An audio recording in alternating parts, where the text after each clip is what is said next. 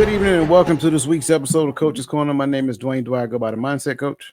My name is the Uncle Junior, and I go by the Consistency Coach. And we are your coaches for Coach's Corner. As always, it is a delight to be with you every week on Coach's Corner.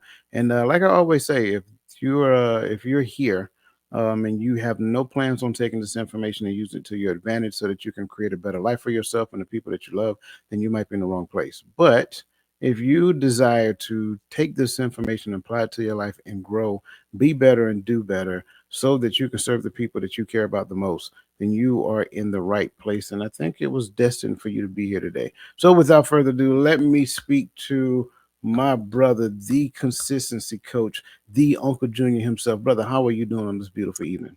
Man, doing good, brother. Doing better. Physically better, mentally better, overall just better. There you go. That's what I'm talking about. I'm exceedingly proud of this young man. And I want to give a shout out to King Coop, man. I seen the video that King Coop put out there uh, Mm-hmm. about you probably a couple of weeks ago, man. It was a great shout out. So he was kind of lifting you up and saying that you're a very Mm-hmm. positive person. You do a lot of great things. So shout out to King Coop for recognizing his cousin, the Uncle Junior, and I second his thoughts. I mean, I think you're an awesome guy. I think you do a lot of positive things and you push yourself to the limit. And it's kind of like what we're going to talk about today. And with your permission, based upon this conversation, we're going to kind of like put you in a coaching arena, right? Mm-hmm. And we're going to allow you to be transparent with the people, sharing some of your successes and failures over the past couple of weeks. And I think it'll be good. I think they will be able to learn vicariously through your own experiences. So if that is okay, in fact, pause. I'm sorry. I, I got a little bit ahead of myself, man. I forgot to speak to the livest chat on social media, Yeah, man. So I apologize. Listen, Chizat. we appreciate you guys being here. I want to make sure I say that. We think you guys are awesome and amazing, and you add so much value every week during our conversations. And again, I think, based upon your presence, based upon the value that you add into the chat, you are a functional part of every week's discussion. So shout out to you. Welcome. And again, if this is your first time joining us, look in the lower right hand corner of your screen, especially if you're on YouTube. Put your cursor on that icon and go ahead and subscribe. And don't forget to hit the notification bell, drop down and select all. That way, every time we go live, whether it's Coach's Corner, the hearts of men, the hearts of women, or reframing the image of relationships, or any other show that we decide we want to create here in the near future. Let me turn the mic over to you, man, so you can talk to the people real quick, man. Because I apologize, I got a little ahead of myself, a little excited. No, man. I appreciate everything. I'm sure the chat appreciate all those kind words as well. I guess we jump right in. You know what I mean? We're kind of talking about, before, we had mentioned, having a conversation where we talked about, the marathon. So for those who may not know, or maybe new to the channel or new to the podcast or something like that, I'm 48 years old. I'll be 49 in a couple of months, and I just completed my first and right now my only marathon. I have no other goals or desires to do another one. From where I started when it came to running to where I am right now has been a long journey filled with a lot of ups, a lot of downs, a lot of failures, injuries, mentals, breakups, anything you can think of that has happened between when I used to be running and racing my little brother and people in the neighborhood to running 26.2 miles has been crazy, man. It's Yeah. it's something else. I guess I'll just start talk about just a Can I, couple of. can I Go get your ahead. permission on something first, though? Yeah, go ahead. Because what I Absolutely. don't want to do, and I want to ask this to you first, what I don't want to do is rush anything that you want to share. So, can Hmm. I get your permission for this to be a multiple week conversation before we get started? Yeah, absolutely. Okay, very well. Okay, Absolutely. I turn the floor back over where you was at. Yeah. Um So I first want to start off with, a couple of failures. One of the failures was I remember when I had first joined the army. So I'm a a little private. And this was in 19 I joined in 94 and I got to my first unit. I was a combat engineer in 1995. And one of the things that had happened is shortly before I got to my new duty station, I found out that my girlfriend at the time was pregnant and that for too long, was going to be a pappy. So back then, you know how it is. You young and you in love and you 18, you're 19 years old, and it's your first time away from the house, and stuff like that. So I think there was a lot of me missing her, wanting to be a father. This was pre the baby coming along. So at the time, I was stationed in Colorado, and she was in Virginia, pregnant.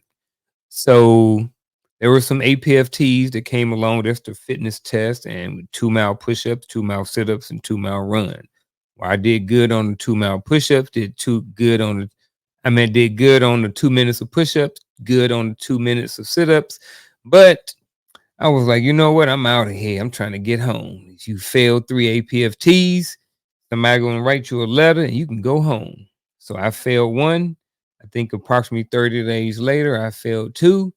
After failing two, it was doing formation. First son rolled up, hand me a piece of paper, and pretty much told me you fell another one, you're behind going to the house. Failure to adapt or whatever, yada yada yada. Because it was shoot, I hadn't been in the army a good 6 or 7 months yet. So that was that. So I got to thinking, and I was like, man, I used to run track in high school. I was like, I can't get sent home for this. So I didn't fail any more APFTs the rest of the time I was in the army. So that was not just a physical failure, but it was more so a mental failure on my part. You know what I mean? I look at that as me at some point I was about to sacrifice my whole career for someone who right now I'm not even with. So that's something right there. And there's a lesson in there, but I'm not gonna get in there. But sometimes you gotta stand on your own and you gotta make the decisions and think about what is best for you. So at the time I figured out what was best for me, and that was to stay in the military, and not get kicked out over that. So with that being said, coach, I will pause for a minute. I know I said something, but just in case you want to jump in, ask, or say something, I want to give you an opportunity. Yeah, I love the you walking us through that because I think that's it kind of gets into opening the door from where you came from in your journey, especially when we start talking about completing a marathon. My goodness, Hmm. it's a big difference between running 2 miles and running 26 miles, and then you identify based upon your story just now. You told us that you failed a 2 mile run, but here a couple of weeks ago, you completed a 26-mile run. And of Hmm. course, the idea behind the 2 mile run, just in case you guys didn't know, it's a time frame. You have to complete 2 miles in X amount of minutes. And I think for men, if I recall correctly, the max was like 18 minutes. No, I think it We had 15:56 to run back was it then. 15:56? Yeah. Okay. Yep. So Uh, almost just under 8 minute okay. miles. Yeah. Yeah. You're right. Um, so that's just making sure that we understand the spectrum overall. But even in listening to your story, some people may hear that and say, "Well, that's not really failure because you did it intentionally." Right? So to those people who are asking that question right now in their brain, in their mind, and maybe not have placed it in the chat, and if you did, I knew you was going to do that. So thank you for confirming my thoughts. All right, but to those people who have that thought or had that thought or whatever the case may be, what would your response to them be like? Like, why do you view that as a failure, even though you did it intentionally? I see that as a failure, even though I did it intentionally, because what was going on in my head that made me want to fail intentionally. Like failing intentionally is not. necessarily a good thing, in my opinion. Like, who wants to fail on purpose? Who says, I'm gonna take this college class in math and I'm gonna fail on purpose? Yes, I understand there may have been context around it, but and I can also understand how other people's perspectives may see it as, like you said, as just being intentional, and that's not failure. And I respect their opinions as well, So, like we said a couple times on here, if you feel like you can justify your opinion or your perspective, then you know it is what it is. I don't have anything. I get it. I understand it. But looking at my life back then, I looked at that as a failure. You know what I mean? So, and I also look at it. You can look at it as youth. You could look at it as immaturity. I think there are different perspectives or different labels that you can place on something. So, it may be failure, and it also may be intentional. Both things can be true. So, I do like your response there because I definitely agree with all of that. The context for me is what adds the value. Like in your mind, there was a thing that that kind of drew your attention, and at that point in time, it was like, okay, well, this is more important than that. And right, wrong, or indifferent, I'm not the one that says wrong, right? That's just where you were at that particular point in time. I too were mhm, in a certain similar situation, but I'm not going to hijack the conversation and make it about me. um, mhm, but I love your response there because I like the fact that two things can be true at the same time. It could be seen as failure, or it could be seen as not failure if you did it intentionally. Depending upon where you are, that can hold to be true for you. But I think for me, if I am putting myself in your shoes, back then, I think most people don't understand what it's like. I'll say it that way. Like to be away from home, the people that you know, love, and care about, and then because I don't know if she was where you were in your duty station or where she was, in a no, she different. was in Virginia. I was in Okay, Colorado. there you go. See that Mhm. was the thing I was sensing. So to be away from home, the people you know, love, and care about, and a person that you really think you want to build your life with at that particular point in time, every day away from that person, you kind of it's like a longing. It's kind of like a Mhm. yearning to get back. So you live for the weekends, right? Friday at COB, you're on the road. I'm going home. Right. And it's like you burning the highway. Everybody's seen the meme where the car swerves in and out the traffic just trying to get to where it's getting to. And a lot of that tends to play in the psyche of a young man, especially when he lives a structured life according to the contract that he signed. So you got to get up Mhm. at a certain time, you got to do PT at a certain time, you got to go to work at a certain time, you get off at a certain time, and so forth and so on. Right. And being in that position, the position where you're getting ready to become Uncle Pappy, right? So Uncle Pappy is in the Mhm. army now, and Uncle Pappy got a baby that's on the way, and the mama and the baby is away from Uncle Pappy. You gotta kind of let that sit in your brain as you listen to this. And I think the most difficult part is that people struggle to relate to something that they never experienced. And I think the best thing to do is if we don't have those shared experiences to kind of remove your experiences out the way and listen wholeheartedly through the experience that the person is sharing, and then just try to relate to that as best you possibly can, because that's how you put yourself in somebody else's shoes and then show a degree of empathy based upon what they went through at the point in time. So I love your perspective of, yeah, it was, even though it was, I planned to fail, but still yet it was a failure based upon where I was at that point in time. So I greatly appreciate that. Mhm. So that was your first failure. You said you had a couple more you wanted to share. So two more. That Go was ahead. the second one. That was the second one. Yeah, I had one before then. Oh, did I miss the first? Did So, you share it? I didn't share it yet. Okay, I'm sorry. Go Um, ahead. so I remember growing up, I used to like to race, right? So I used to enjoy racing, not necessarily running. But these were just short races up and down the street with guys in the neighborhood, your brothers and sisters, stuff like that, right? Other people in the neighborhood. Um, and that's how that was. So then I don't remember my best friend Clyde. Shout out to Clyde. he told me, he said, "You remember how we started running track in high school?" And I was like, "Nope."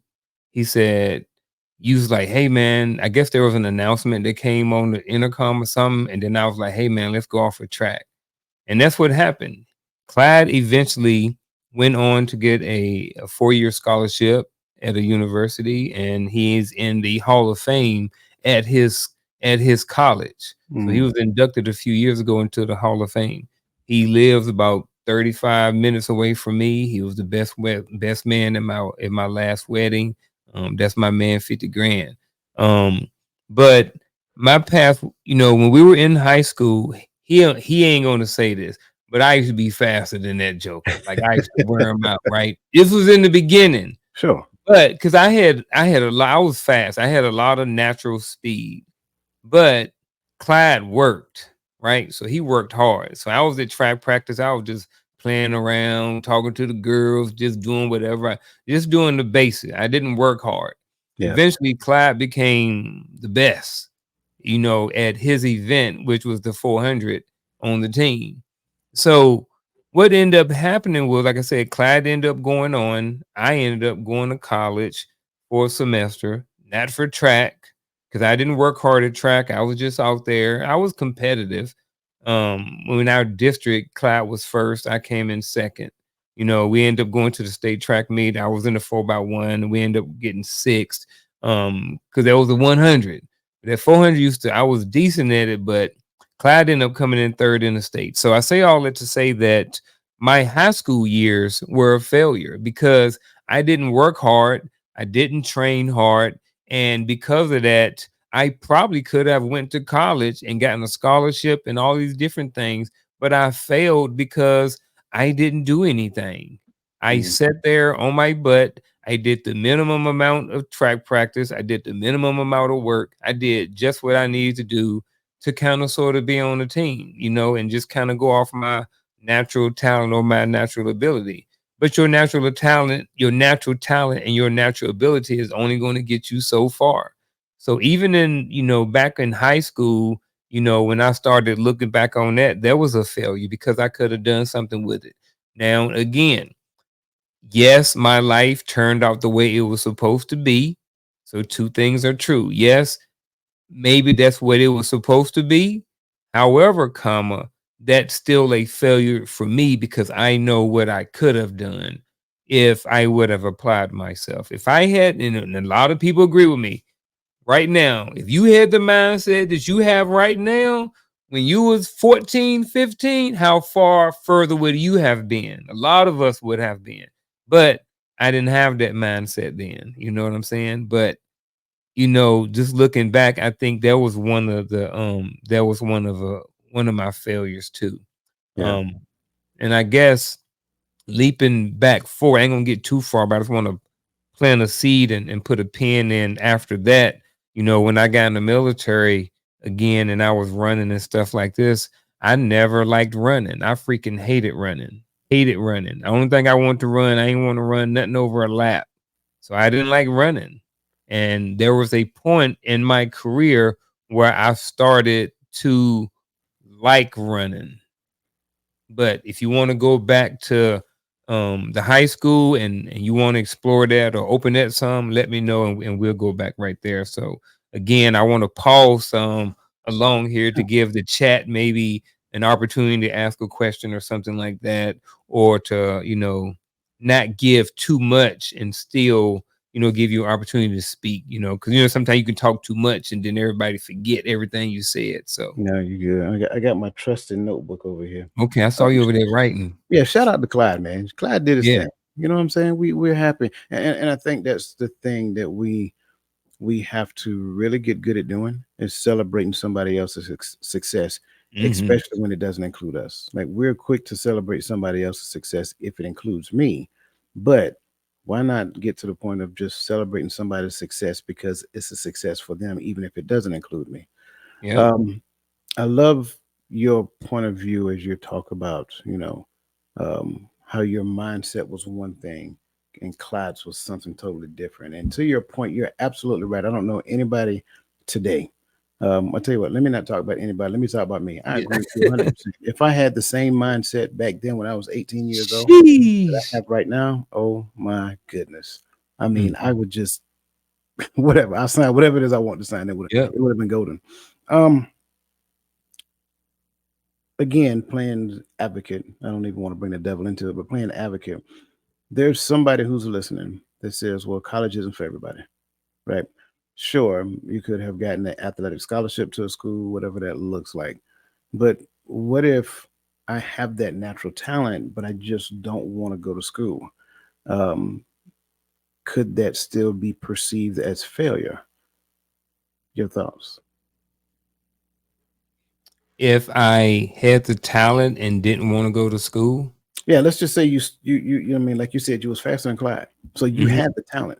mhm, But I love the fact that you said talent alone is not good enough, right? mm-mm. But for the person that has the talent or had the talent, and then school just wasn't for them in their mind, like in that person's mind, even though they had the talent, they didn't go to school. Well, they may say that that may not have been failure because their desire was never to pursue higher learning. So, what would your response be to that person who would ask a question similar to that? I think if they never had a desire, then it can never be failure. That's what I think. I totally understand that, but if you didn't like, if you had the desire to go play in the NFL or something like that, and you messed around in college and got kicked out because you messing with women or you doing drugs and you doing stuff and you getting yourself kicked out, you get in trouble, and you had a desire, then I think that's failure because that's something that you wanted. Yeah, But I think not doing something that you don't wanna do, I don't think later on down the road, because, it's funny you asked that. I and here's a Imma spin it back to the military. sure. I have a couple of guys who got out, right? And we know some of these guys. These guys got out at, 12 years, 10 years, 13 years or so, right? And I look at them sometimes, not in a bad way, but I wonder, I was like, do they regret getting out? Because they see other people who got out, who retired, who may live a certain type of lifestyle and they may not. And it's because they like, man, I didn't retire. You know what I mean? So I wonder sometimes, do they regret? I asked one of my friends one time, do he regret it? And he said, no, absolutely not. Mhm. But like, do this, I'm kind of throwing it back on you, but I'm kind of throwing it, in the military space. Like, what are your perspective on that? Do you think that some of these guys who get out after 10, 12 years or so, and then now they've been out for 20 years, you think they ever regret it? Absolutely. Not You, all of them. Yeah, I don't yeah, think it's not all of them. yeah, I don't think it's a clear slate across the board, but I've Mhm. had conversations with a few. And I know they regret it. Even to your point, they've made some bad decisions. Mhm. You know, dope, alcohol, DUI, just failure to adapt, all of those things. Mhm. Um, I think the mind is a beautiful thing, and we can make a decision in the moment that is led purely by how I feel about where I am in that moment. And then as time progresses, that day will hit where you start thinking back and you'll sing that beautiful song that Brian McKnight sang to us years ago. Shoulda, woulda, coulda, right? Shoulda, woulda, coulda. You start thinking about, man, if I had just did this, if I just had the ability to just deal with it for a couple of more years, I could have been getting a retirement check. I could have been getting a disability check. I could have been doing this. I could have been doing that. And I'm not saying it's all about the money. It could Yeah. have been the leadership experience as well. It could have been the continuation of relationships and things of that nature. Because you got to realize in your younger years, you don't really have a clear understanding of how to build great relationships. You Yeah. kind of get that when you hit like mid careerist and then senior. You build great relationships, relationships with depth and breadth. And so when you kind of reflect back on that in that moment, be like, man, Sam Martin was an awesome dude, and I just, I took a dump on him. You know what I'm saying? I messed. Yeah, I mean, and I'm saying it that way because that's Mhm. how they say it. Yeah. Like, of course they used a more colorful language, but I kind of Yeah. took a dump, and that's how they say it. I took a dump on Sergeant Martin, not Mhm. the team. they feel like they let you down. But that only happens when that switch clicks in their brain. And I'm always that person. And if I'm going too far, let me know. No, you I'm good. always that person. I may not necessarily feel like it in the moment, right? I may not feel like it's for me, but am I closing the door on an opportunity if I don't, just at least try it? Like, trying the Army or trying the Air Force or trying the Navy, trying the Marines is a thing. And I'm not saying it's for everybody, but you'll never know unless you try. Trying college is a thing. I'm not saying it's for everybody, right? Because I'm a first time no go in college. That's that that Mhm. is that would that Same. would be one of my failures. But then later on, as you both know, we both went back and we completed that. Mhm. And it's not that, well, I don't want to go too far on that, right? But again, if you never try, you never know. And so, even in the midst of trying it and then saying, hey, I failed or I didn't do it or whatever the case may be, there's always a subsequent question. Did I give that thing, that relationship, the attention that it needed for it to be valuable to me in that particular moment? And a lot of times we kind of go into thing kind of half cocked and haphazardly, and we just kind of give it partial attention. And so it returns to us the same energy that we give to it. And unfortunately, in that moment, we just don't feel empowered being there.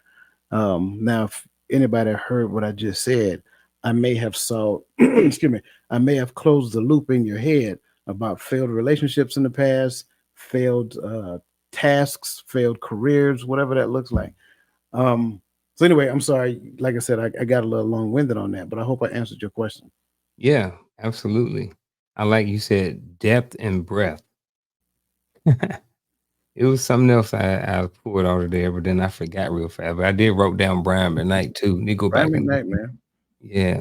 I think I that's have that song. shattered dreams, Yep, that's one of. broken I heart. think it's off Yeah. that album. I can't remember. I used to love Brian McKnight. Oh man, that album. Sheesh. That Yeah, album. Yeah. absolutely.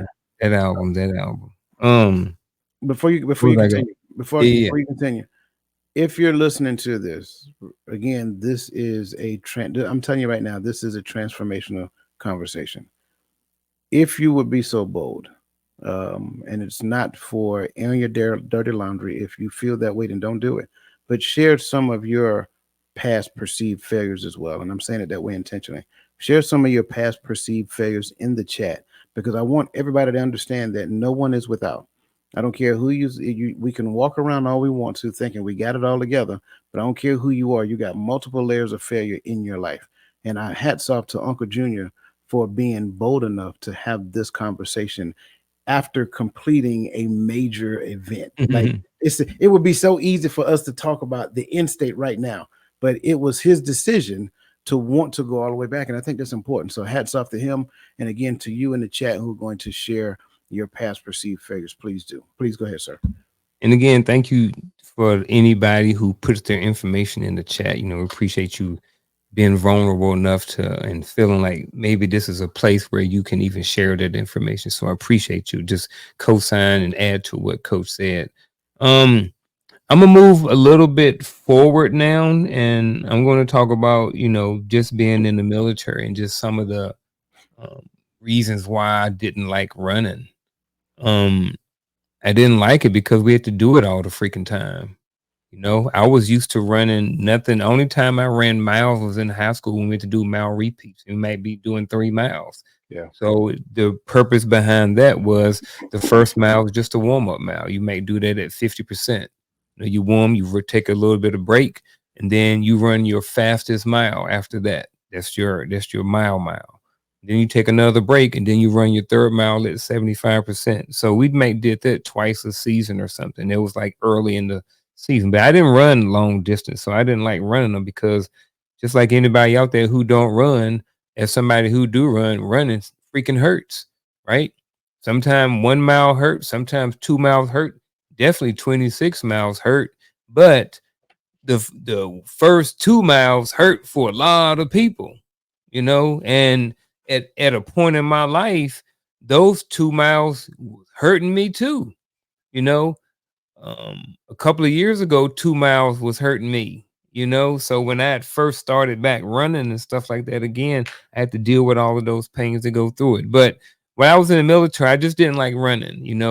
They would go out there and they would run us, and then they would run us again, and then we'd run some more, and then we put some ice on it, and then we'd run some more, and then we'd ruck, and then we walking somewhere. We're always on our feet, always moving. You're running here, you're running there, and I just didn't like running. Not like that. I was okay with racing somebody, but I ain't want to run long distance. Then I was in freaking Iraq one time. We had Sergeant Major Flores. Shout out to Sergeant Major Flores. He taught me to never, there is no end. You always got to keep preparing, like you don't know when the end is going to be. Yeah. So we'd go out there and we'd be running around and running around. We think we're running 2 miles and 3 miles. And then this thing, we running 5 miles. And you know how I get when you start getting close to home. Boy, the esprit de corps start picking up. Everybody get a second wind. We're like, yeah, we almost home. So our major like, shoot, we keep on going. Right. So we like, darn, man, your heart get broke and stuff like that. You back there panting and stuff. And then, when you start getting some stripes and stuff, not only are you responsible for yourself, but you're responsible for everybody else's fitness too. So Yeah. I'm just like, dang, I'm responsible for Roland and Gaddy and coach too. Like I'm in charge and I got to be responsible for these jokers. Look, I'm good.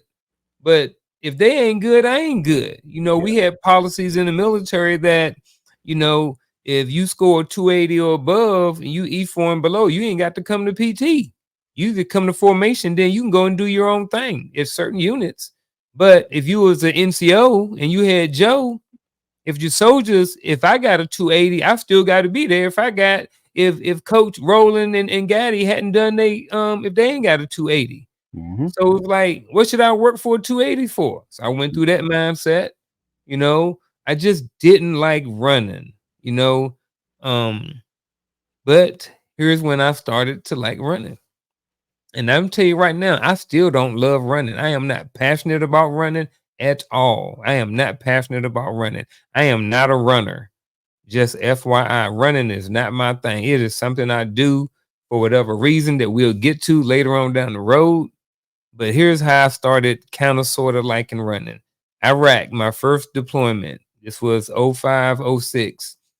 We was at a place and we had a place called Z Lake, right? And you run around Z Lake, I think once or twice, and it was right around a 5K. So every month out there, they started doing 5Ks and they used to give away t-shirts. So I was like, man, I want me one of them t-shirts. So every month I started running 5Ks. So in between each month, what I tried to do every single month is I tried to get better. I just tried to improve my time. I wasn't going to ever be one of those top guys who run 16 minutes or 15 minutes and stuff like that, 5Ks. Like that wasn't going to be. I ain't running 4 and 5 minute miles. I can't do it. Never have a desire to do it. But every single month, one month, Seaburn may have a 5K event. They giving out t-shirts. Next month, the aviation guys might be having one. Next month, the Fisters may be having an event. So I'm going over there because they got a big old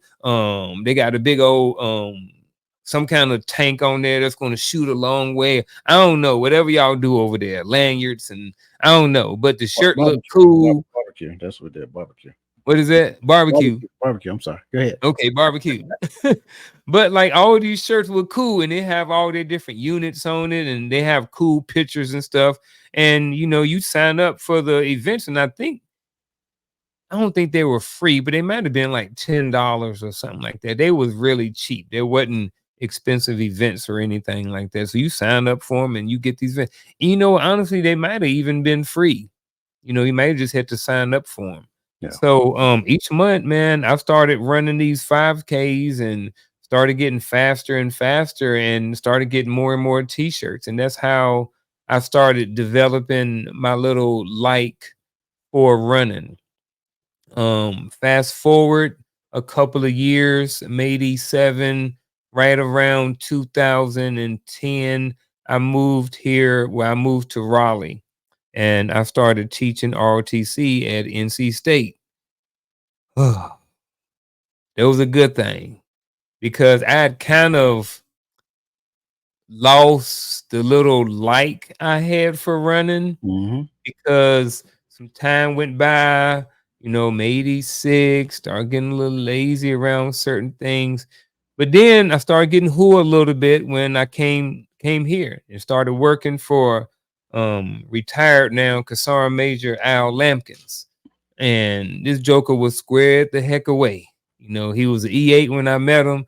The Joker was on my behind from the get-go. He was a 13 Fox 13. I think it was 13 Bravo. And that Joker was on my behind. Mm. But in a good way, because he made me soldier. Um, and he was hua hua. And I don't know, I still love that dude. I learned a lot from him. He ended up, getting promoted early, making Sergeant Major, all these different things. Great guy. Still doing good stuff for the community right now and up in Fayetteville. Maybe I'll drop the link or something like that, if I find it. But real good guy, real good dude. But we had this thing there called Ranger Challenge. And Ranger Challenge is when the cadets they get there and they compete. It's like a mini Olympics. You got a bunch of different events and they compete against the other schools.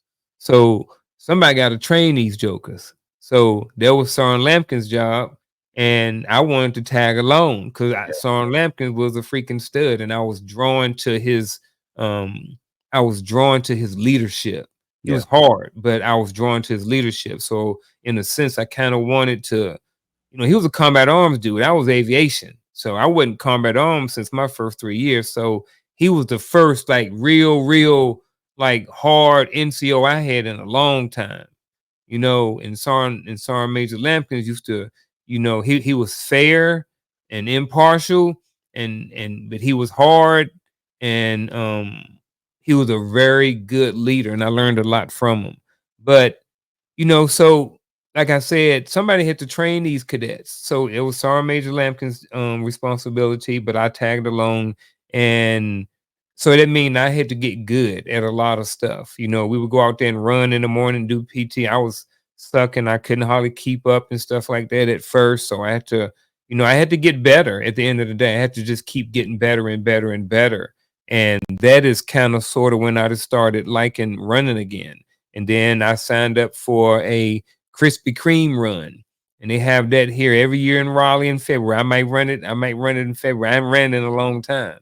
Yeah. And the Krispy Kreme run is you run 2.5 miles, you eat a box of donuts, you eat 12 donuts, and then you go run another 2.5 miles. So it's 5 miles total and 12 donuts. Um, and I did that. So I kind of had to train a little bit for that because I didn't want to embarrass myself in front of cadets. So Right. once I got in that atmosphere, back into ROTC and training and leading and being looked at as, somebody as who's being respected because I got there and I just made E7 like soon as I got there. And because he got on me about that because I ain't have a sermon. I just stuck it on. Wasn't nobody around, so I just pinned myself. And Yeah. he was like, "You didn't want to have no ceremony?" And I was like, "No, Soren." And he was like, talking about the army traditions and all this stuff. And I was like, golly, man, he on me already. You know what I'm saying? I thought I was gonna go there and just take a knee. I did not take a knee when I was there. You know what I'm saying? So I don't know. That's when I started developing, my little love-hate relationship with running again. So I'll pause right now and then give you opportunity to jump in. Yeah. I mean, again, I greatly appreciate you sharing that with us. I don't think I ever loved it. I'm gonna be honest with you. Like, so in my younger years, and I'm just because you were so gracious to share a lot of your moments in reflection. I shared Mhm, briefly some of mine. I played football in high school, right? mhm, So I could run. Did basic training to split option. So basic training from a physical standpoint to me was, I mean, it's just a thing. It wasn't a big deal for me. The only adjustment I had to get, the major adjustment for me is rucksacking. But because in mm, basic training, your rucksack isn't that big, 35-pound rucksack, I'm good. I just had to get my force march stamina up. Um, but a regular army, I hated running. I'm gonna be honest with you. Push mhm. ups, sit ups, I'm golden. I could do push ups for Yep. days. I could do like in the APFT you talked about, like 2-minute push ups, 2 minutes worth of sit ups, and then a 2-mile run. Well, I was that person. I would stop doing push-ups at a certain point because I would literally max my push-ups within the first minute. Oh, I thought you say you So, gonna save energy. I was like, well, no, I no, was like, no, "Hey, no, you was no, that no, guy? no, I wasn't Hey, that that guy. dude. Come on, I'm doing the minimum so I can save my energy for the Nah, run." I've met Oh, a lot of them. yeah. But yeah, I would max my push-ups in the first minute, and so then I would Mhm. get up, and then of course, sit-ups. You kind of space those out and take up the whole Yeah. 2 minutes. But Yep. ideally, for most of my career, I could max the sit-ups. A 2 mile run, though, Chief. Let me tell you something. That bad boy, that monkey get on your back from the start, and we kind of talked about it previously, and I Did you don't ever know. max the run? Yes, Never max the run. I've maxed the run, and I tell you how as I'm painting this picture. Mhm. Um, but in the beginning, that monkey would get on my back as soon as it said go. And it just like I struggled in the beginning of finding a rhythm. I could never find a running rhythm. It just felt clunky. I just, that plop, plop, plop. I just couldn't get it. And then as I progressed into the realms of leadership and things of that nature, when I first started pinning on stripes, that's when, no one's more professional than I started kicking in. And we Mhm. say it so much in PLDC that I really believe that. And as 13 Foxes, we always believe that, look, here's the deal. The things that you control, I learned this early in my career. Control the things that you control. If you don't control the things that you control, now you're putting somebody else in control. And then once you do that, now they get to make the decision for your future. Mhm. So, weapons qualification, APFT, those things are within your control. What you look like when you come to work, how you show up at work, your uniform, and all that great stuff, those are the things that you control. I got that at a very young age. I think I was like a PFC when I got that. By the time I hit E6, I was like, I still didn't like running, but I was good at it. I got good at it. Like my Yeah. goal was sub 7 miles. That was my goal. Did I always meet my goal? Absolutely not. But I never forget this one day. And it's not the first time it happened. We had this corporal, last name Hubbard. Shout out to Hubbard if you're out there, bro. Hubbard challenged me one day. He said, "Smoke." He said, "I get you." I know what you're talking. No, I'm sorry. His platoon sergeant said, "I got somebody for you," because I would run my platoon like I'll put them in a straight line, and we'll run. And I mean, they had to keep up with me, and we'll just be weaving in and out of formations. That's how fast we would run from. I think it was 16th Street down there where DeVarty was at, all the way down to TJ Mills and back. It used to be called Fort Hood Street. They didn't change to TJ Mills. I don't know if it's still the same thing, Mhm. but Oh, we'll I run. knew it for Hood Street. Yeah, we'll run all the way down to the break where you got where it breaks and it goes into the first cab side. We'll Mhm. run all the way down and then turn around and come back. That's about 4 miles. And I mean, we getting it. And if you fall out, I'm doing a U-turn. I'm coming back and picking you up, and we're gonna keep going. During the battery APFT, my boy Daryl Davis, he said, "Hey, I got somebody for you." I said, "Who?" He said, "Corporal Hubbard." I said, "Man, nobody worry about Hubbard." Hubbard said, "Yeah, I get you, Smoke." I said, "Okay, what does that mean?" It's like if he scores better than you in the APFT. I was like, "Okay, I got this thing in me, and I don't know what it is. It's kind of hard to say. Either I am too stubborn to accept defeat, or I'm too stupid to be defeated. One or the other. Mhm. But and I don't think it's B. Um, this was when you were graded on the extended scale. Corporal Hubbard could run like Forrest Gump. I knew that already. So me beating him to run was impossible. So I knew, and I don't know if you remember the extended scale back then. When it came down Mhm. to running, it wasn't 1 second, 1 point per second. It was like Yeah. X amount of seconds per point. And Mhm. that's once you get beyond the max. Once you 300. get Yeah. right, once you get beyond 300, now that's when the points start tallying up.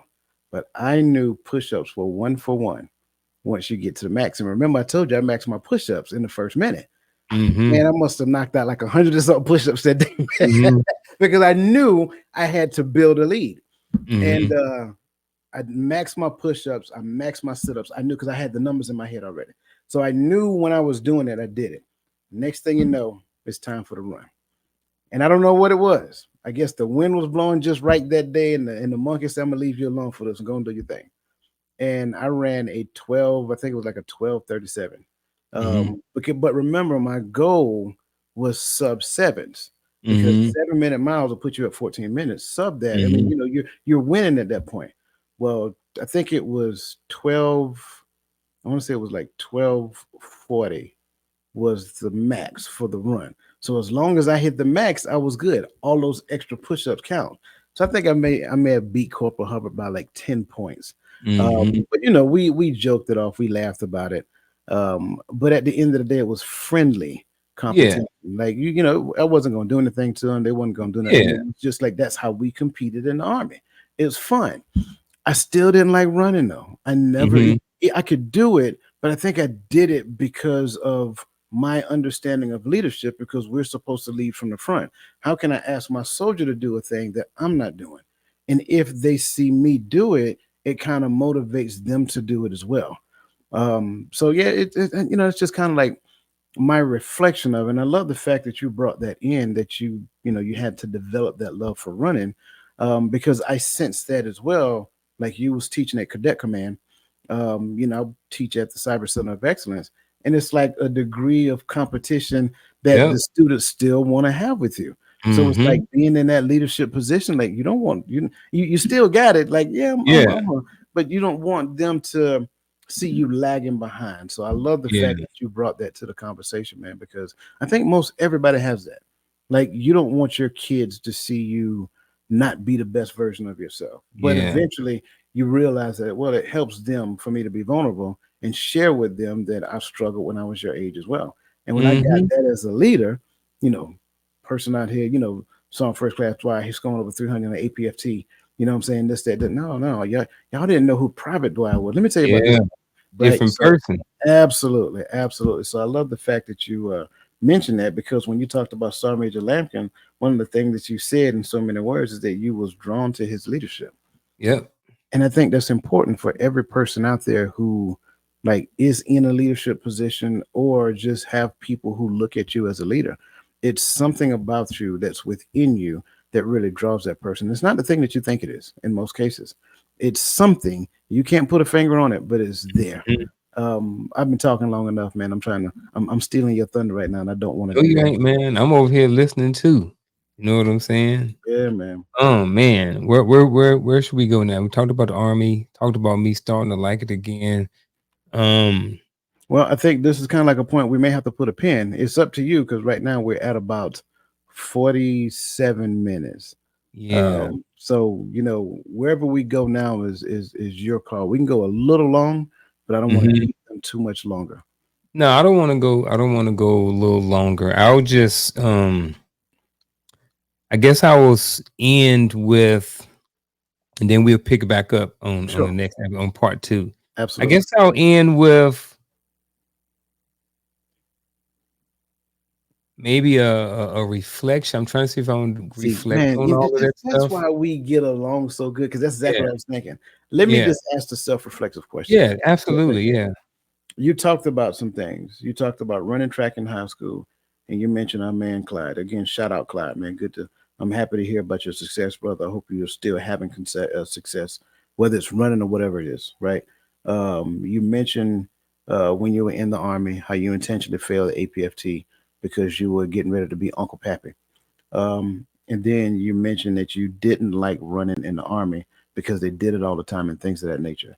And you also mentioned how influential Sergeant Major Lampkin was. Excuse me, Sergeant Major Lampkin was when you was at Cadet Command. If you had to give our listeners, based upon the culmination of all of these things, a lesson learned, and it doesn't have to be limited to one, if you could give our listeners a lesson learned from running track in high school, failing the APFT in the Army, and why you didn't like running up to the point of meeting Sergeant Major Lampkin and how he was influential in your life, what would be some cogent points that you would give our listeners moving forward? mm.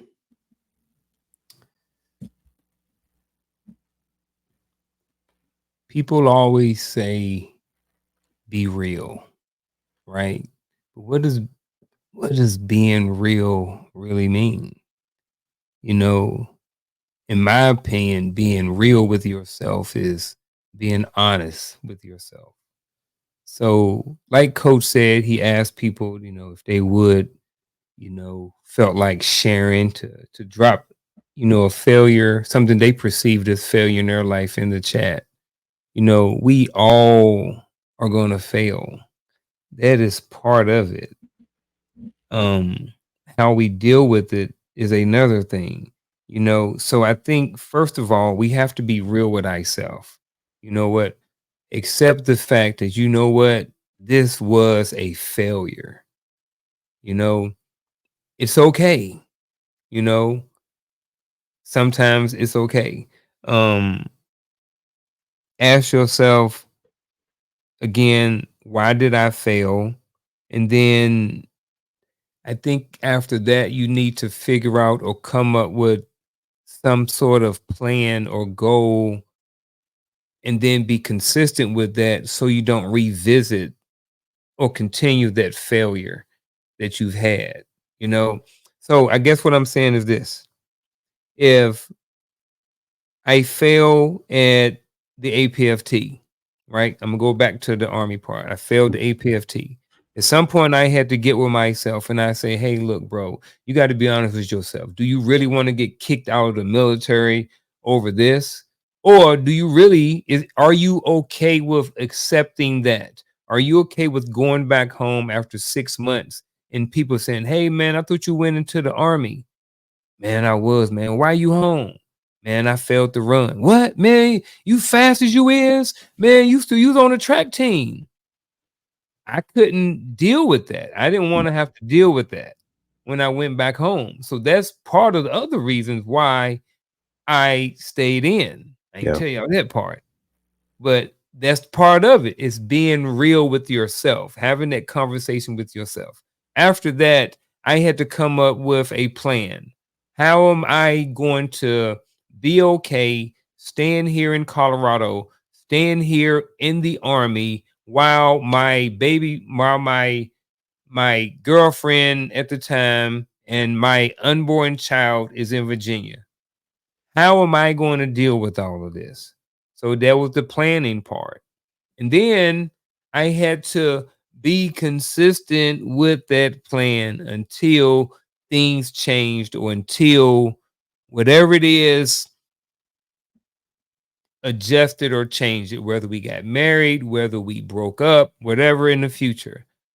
So I think that at the end of the day, when you have failure, you have to first be honest with yourself and then figure out a way to not revisit that plan. And, so that's kind of where maybe I want to stop or stick a pin in until next time, and I guess I kind of just want people to know that, also, even though I said stick a pin in, I'm keep going.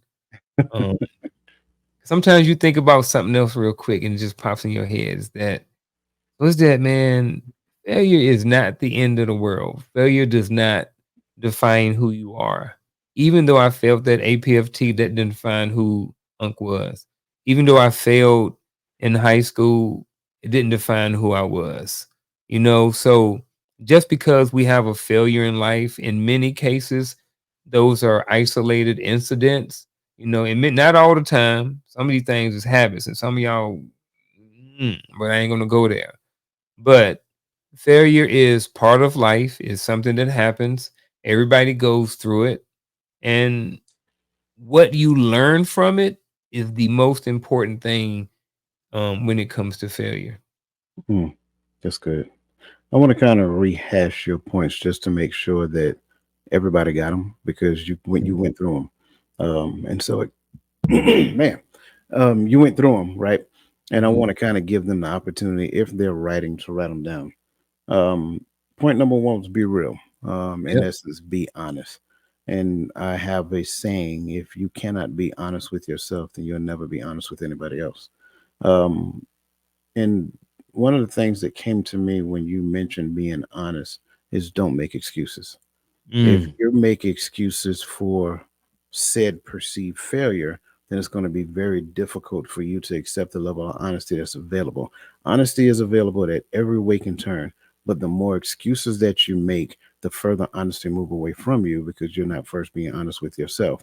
Once you become at peace with the excuse that you've made with yourself, you will easily give that excuse to any and everybody else.